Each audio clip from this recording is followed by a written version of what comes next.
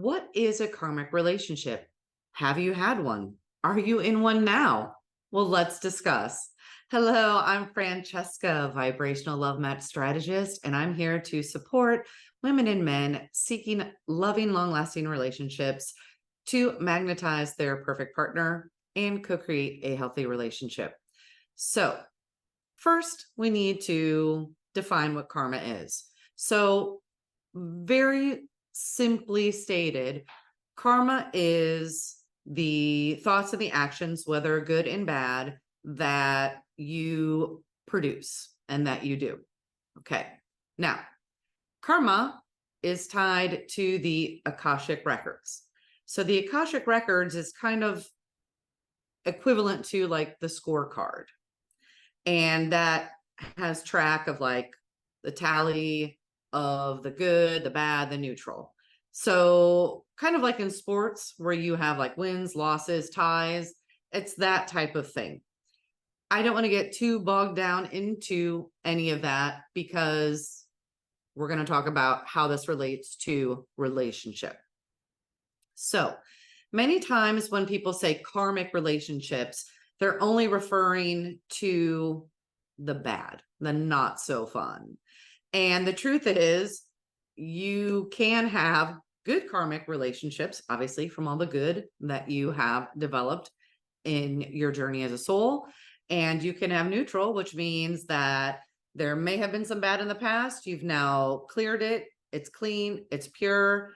It's now at a neutral state. You can start basically tabula rasa from scratch and create anew. And then we have the bad, right? And I really don't like that term because the bad is just as important in our evolution as a soul as everything else. And so to kind of see it as bad, I think gives it a bad rap. Okay. All right. So when, like I said, people think of karmic relationships, we're going to look at the bad, which I'd rather refer to those as the ones that spur you on your growth and evolution. And there are differing opinions on this, and my perspective may be different than what you have previously heard, read, experienced.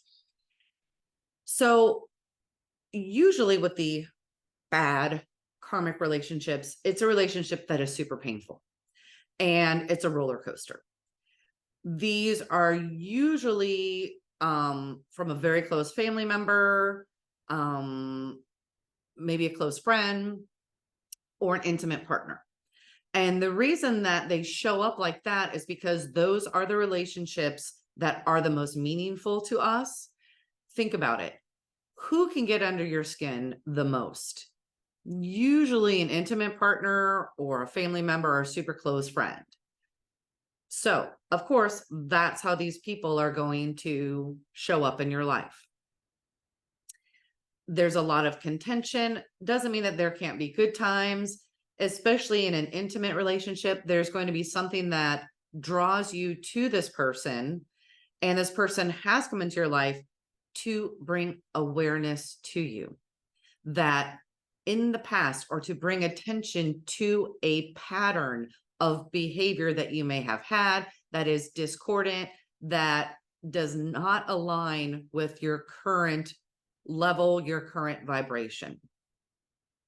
Usually when we have intimate relationships that have the negative karmic tie to them, it takes us a long time to heal from those.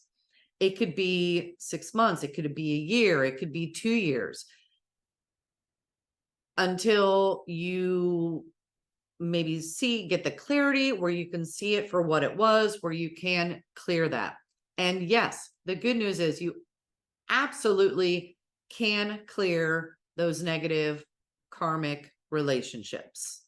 And when you're in the thick of it, it can be very hard to discern that that's what's going on. But as you grow and evolve, you'll be able to spot those, clear the karma, and then move forward. Then the person, usually you just go your separate ways. You've completed that contract, and Nito Skeeto, even Steven, you're good to go. What is interesting is I heard somebody say that those karmic relationships are to deter you off your path.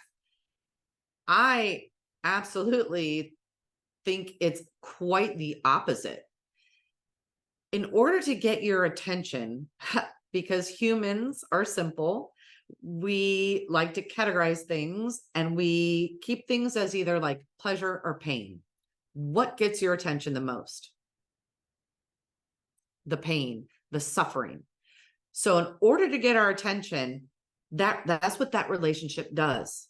It's like, oh, the pain, the suffering, because it's getting your attention. So then you're like, oh, okay, you have my attention. So we don't want to stay in the pain and suffering. It's simply a mechanism. So if you think of it, okay, it's a mechanism. So then you ask yourself, how does this serve me? What do I need to learn? And then that gets you in a more neutral space. Once you get more neutral about it, then the clarity comes in and you're like, oh, I see. I gave my power away, or I took their power, and there are lots of different layers within relationships as to what happened in the past, which is why they're here again. And once again, that could be a whole master class on that detail of karmic relationships. But like I said, the good news is you can clear it as to get your intention. Then you can heal, then you're at a higher level. So they're there to serve you. And that pain, that suffering, you're using that mechanism. As you go up the mountain in your evolution as a soul, you will no longer need to use pain or suffering to get your attention, to be able to shift. You can use other mechanisms, more joyful mechanisms. You'll be able to see, oh, I see that there's going to be some pain coming up. So I'm going to peek ahead. What do I need to shift? Okay. And then you can do it that way so that you don't need to get entangled, go through the pain, then go through the healing, and go through the clearing, and have that take longer. You can shift it quite easily within 5 minutes and clear all that, get back to neutral. Maybe you'll see that person again in another life. Maybe you won't see them again until you're both ascended masters. Perfect. So I hope that this was supportive. Let me know if you have any questions in the comments. I'd love to hear from you. And yeah, karmic relationships. It's always to serve us. All right. Well, until next time, more love vibes to come. Ciao.